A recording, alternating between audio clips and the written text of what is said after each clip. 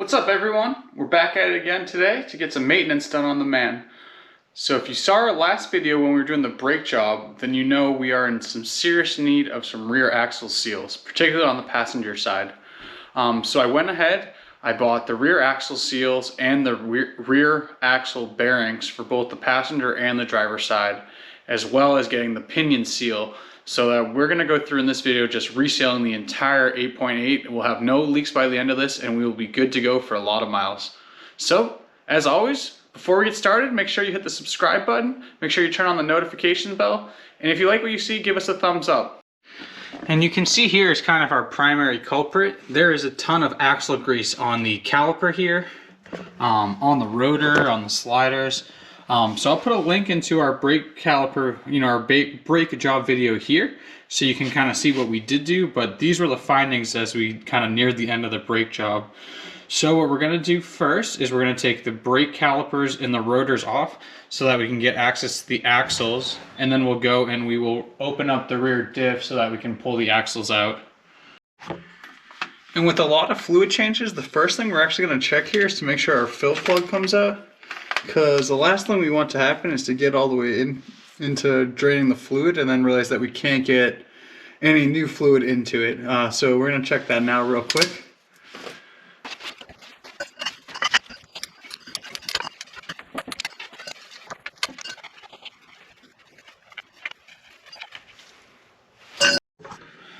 Alright, so now that we know that we're good to be able to refill the diff, the next step is going to be to remove the diff cover here. So what I'll do is I'll loosen up like the top 3 bolts, the top 3 on the ring, but I won't take them out all the way. And then I'll remove all the other bolts on the diff cover. And what that'll allow me to do is kind of pry the diff cover off without it coming flying everywhere. And then once I have it loose and then the fluid's starting to drain, I can remove the top ones, and it'll just make it a little easier and a little less messy. So that's what I'm on to now.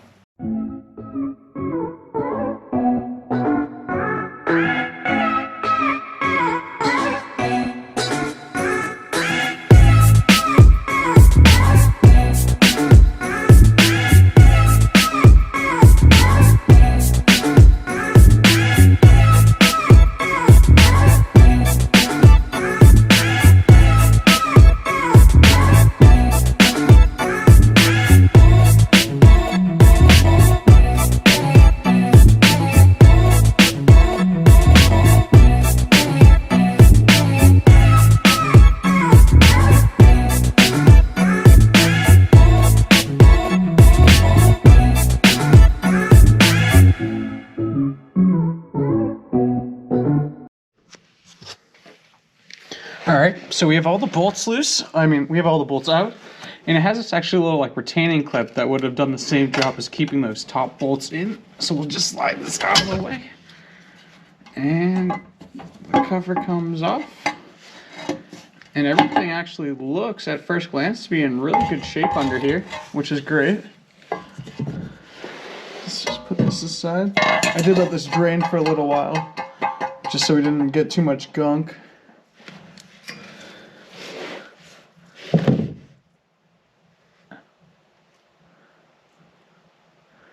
A little chip there. But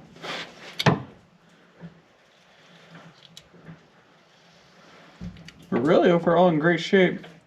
So what we will do next is, and you can see there, our LSD.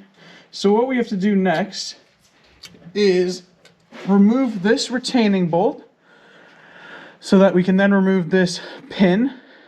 And then once the pin is removed, we will actually be able to push the axles in enough that we can remove the C-clips. So I'll show you that in order, and it'll make a lot more sense as we go through it.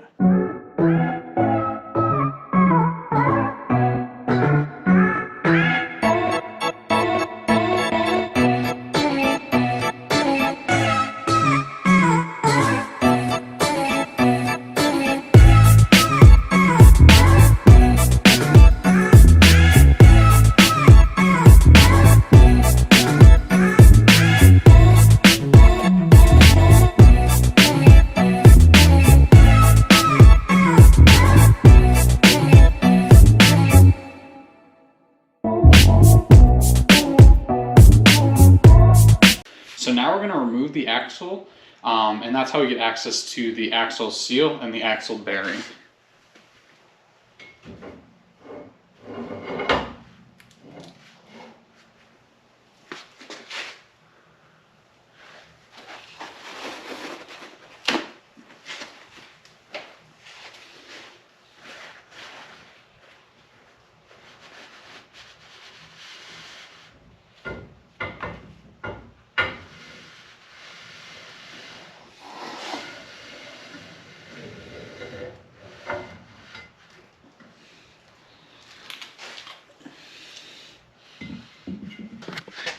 And now you can really see just how bad this is. There is gear oil everywhere in here.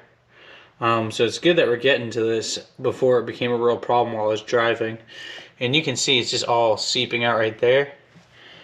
Looks like the axle is actually fine. So we'll go to the other side and do the same thing. Oh, this is just disgusting in there. We'll do the other side and do the same thing, and then we'll be able to just we'll grab our slide hammer and remove the bearing and the seal at the same time. And like I was saying, it's super crowded in here, so I'm actually gonna have to open up my cabinet to allow the axle to go inside, because we don't have enough space otherwise, or I don't think we will.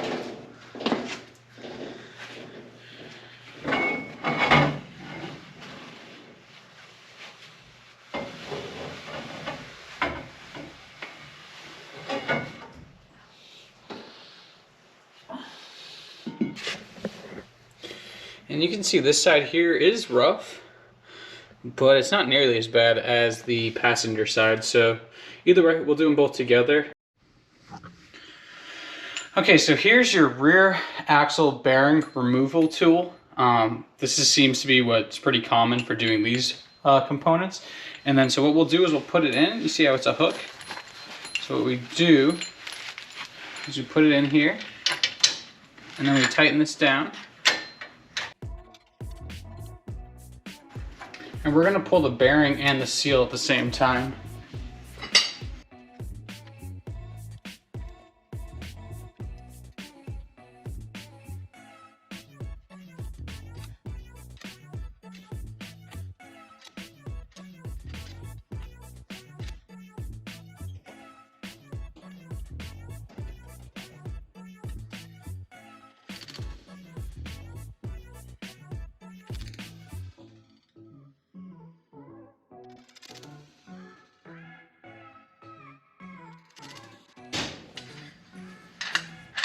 And there we go.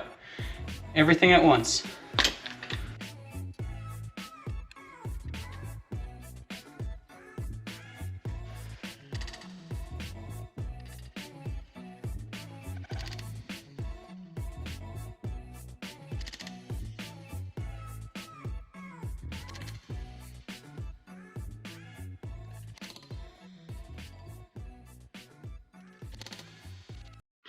And that was remarkably easy. So here again, it's just like the slide hammer tool. You get the attachment separate from the whole slide hammer.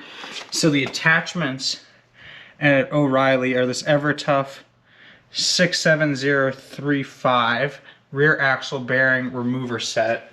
And for the actual slide hammer, it's 67031 in the slide hammer, both from EverTough. And I'll put the links down in the description.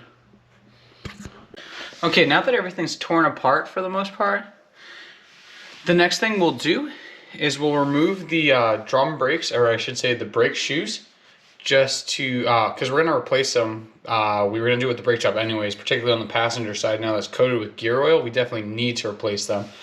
So we'll remove the brake shoes, clean everything up, and then we'll get the new bearing and the new seal punched back in here on both sides.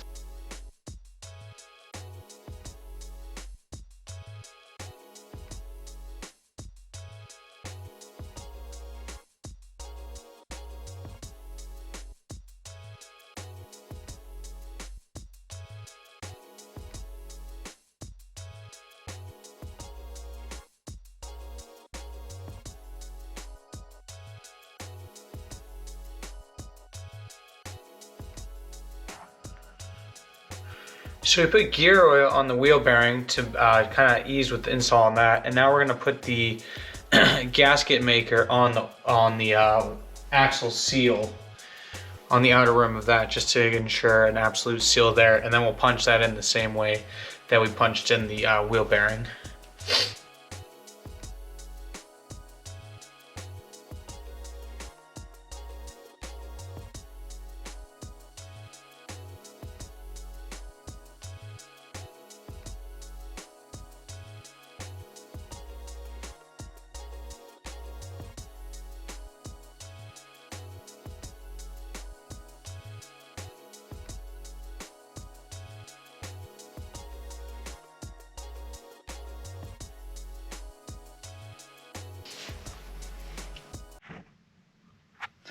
All right, so now all we need to do is repeat everything on the opposite side, the passenger side, and then we can slide the axles back in and put everything back together.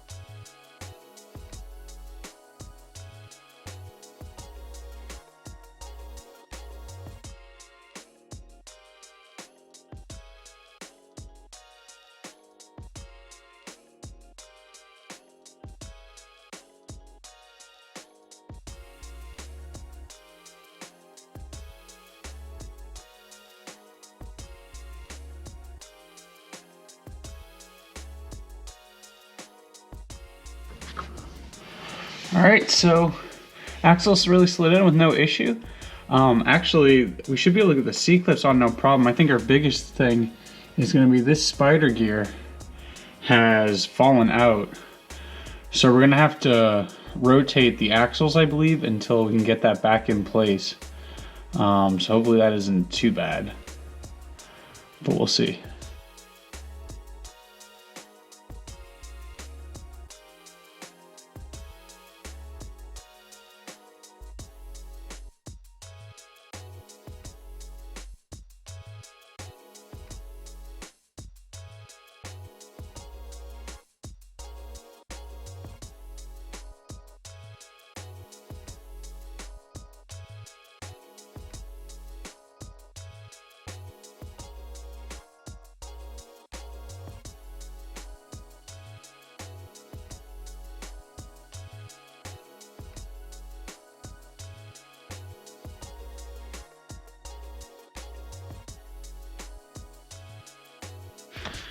So the work for the rear axle seals and the rear axle bearings is basically done now. What's left is to seal up the rear cover and put that back on, fill it up with fluid, and then we would go back to putting the rear brakes on and the car would pretty much be good to go.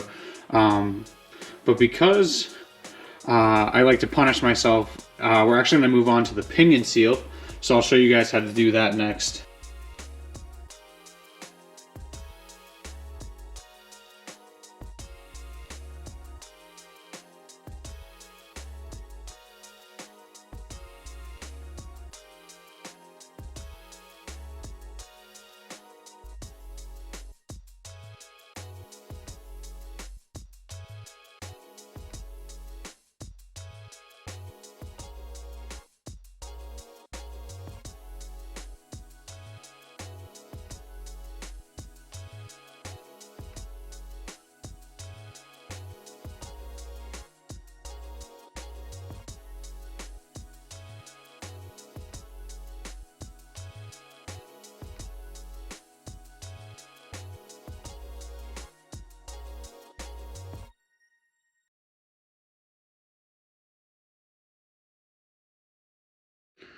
All right, so what you just saw there was me essentially marking all of everything I could, so that when we take the actual bolt off for the pinion, we can reuse we're gonna reuse the nut and the crush sleeve, because otherwise I don't really have a really good way of resetting that all like they would in the factory. Usually they would do it with the pinion and everything like in the housing basically on a table.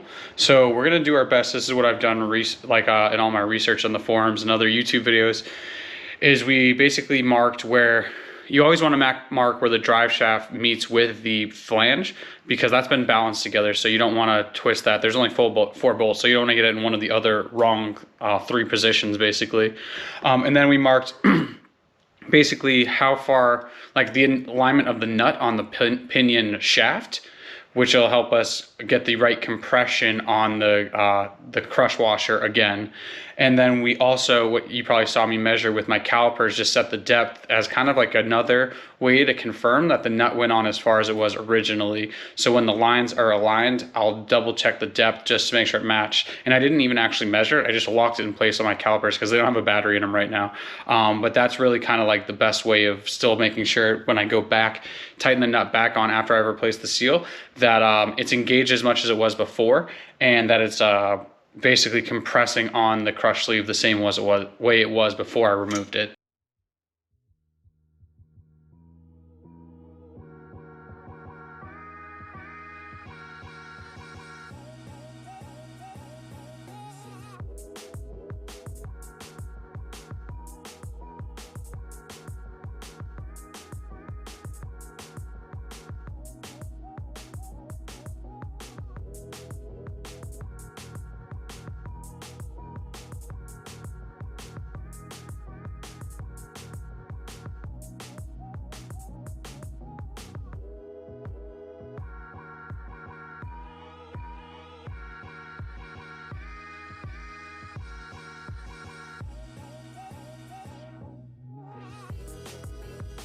Okay, so what we did is we have the seal here, and we put RTV around the sealing edges, and then we also, which we put a lot on here just to be safe, we also packed axle grease where the spring is, just to keep it from falling out, which I guess is a pretty common thing that people do.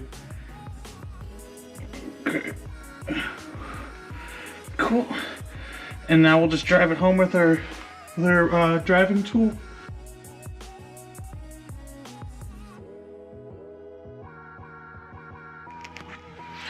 And now we'll put the pinion nut on, and again, we just use a little bit of this RTV to help seal everything up. And we're gonna try to put it on exactly the 16.5 turns that it came off.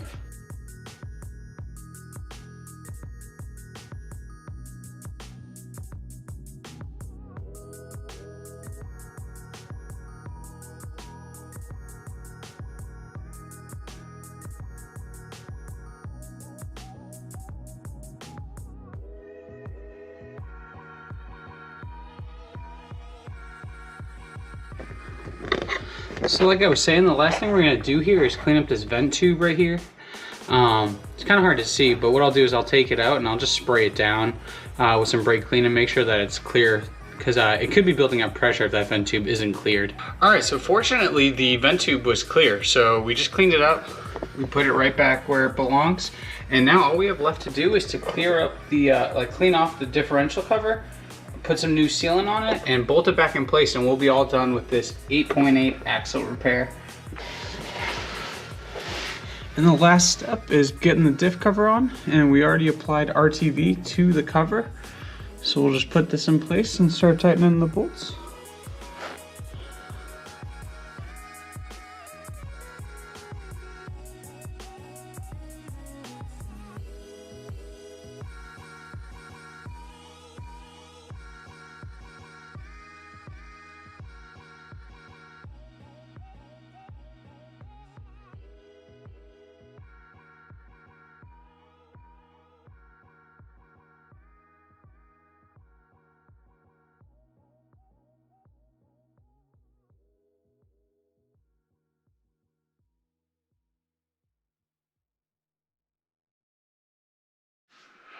All right, well that sure was eventful. In the end, we did the axle seals, the axle bearings, and the pinion seal. And all we have left really now would be to top off the fluid with the, I think it's 75W140 gear oil and the friction modifier. I bought both of them, Motorcraft, because that's what I try to stick with all the Ford stuff, because that's what they tested with, so I feel like that's going to give me the best results. And it's also kind of what I read online, what people tend to get the best results with. So I'm just going to do tried and true, stick with the Motorcraft fluids. And then it's just putting the rear brakes on, and this car would be ready to drive again. I'm not going to show you that now because the RTV, you need to let it sit for at least 24 hours, and it's cold in here. It's been between 50 and 60 degrees in the garage. I've done it in a couple days. If you were going to do this on your own, I'd say do it in about a weekend. It's pretty reasonable to get all these seals done. You could probably do it in a day. I kind of work at a slower pace, and I have another car that we can use, so I'm not in a huge rush to get this done. So it took me a couple days, but I'm gonna let the RTV dry for at least 24 hours, probably for a little bit more, and then I'll top off the fluid, and we'll be good to go. But you guys should tune in, because the next video we're actually gonna give the man something it's been dying for, which is 2 new MagnaFlow mufflers. So if you liked what you saw here, make sure you hit the subscribe button, because the next video we'll be having is the MagnaFlow mufflers, and I hope it sounds good. I'm expecting really good results, and it should be nice to have a project that's a little more fun and a little less maintenance. And then we can kind of get this back on the road, and we can go back onto our, our Super Beetle project and our Triumph project. So if you like what you saw, hit the thumbs up. Like I said, be sure to subscribe, because we got a lot going on between the Crown Vic content, the Beetle content, and the upcoming Triumph content. Hope you enjoyed this. Hope it was informative. Be sure to subscribe, like I said, for more content. Hit the like button if you like what you saw, and hope to see you again soon.